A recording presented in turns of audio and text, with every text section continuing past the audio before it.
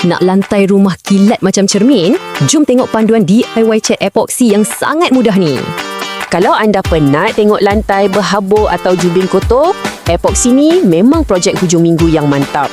Kita cuma ada 5 langkah senang je untuk dapatkan hasil seakan profesional. Jom kita mula. Langkah pertama, penyedaan permukaan. Tolong ingat, ni fasa paling kritikal. Kalau silap, cat mudah terkopek nanti. Untuk simen, canai sikit buka liangnya. Tapi untuk jubin, anda wajib buang semua permukaan licin tu. Lepas tu, sapu dan vacuum bersih-bersih. Pastikan lantai betul-betul kering, tiada minyak dan bahan kimia, okey?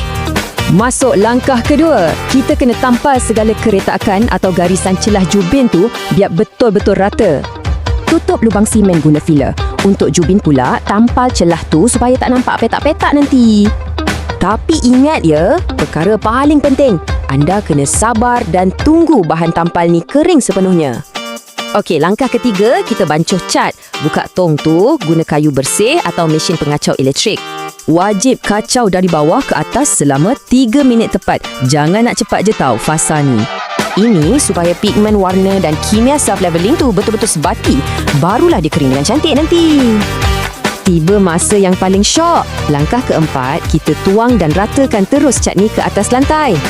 Tuang je memanjang, guna papan perata bergigi untuk pastikan ketebalan sekata dan biarkan cat tu mengalir sendiri.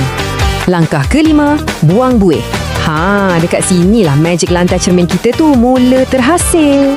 Cepat-cepat ambil spike roller dan golek dalam masa 10 minit untuk pecahkan buih-buih udara yang terperangkap. Lepas tu, terus tutup pintu dan tingkap. Jangan bagi habuk atau lalat rosakkan lantai cantik anda tu. Sebagai ringkasan, lantai konkrit dan jubin ni memang bawa cabaran persediaan yang sedikit berbeza tau. Konkrit perlukan golek lebih lama sebab banyak buih. Kalau jubin, wajib sangat tampal garisan celahnya. Biarkan kering 72 jam. Senang kan? Jadi, bilik mana yang anda nak ubah suai dulu ni?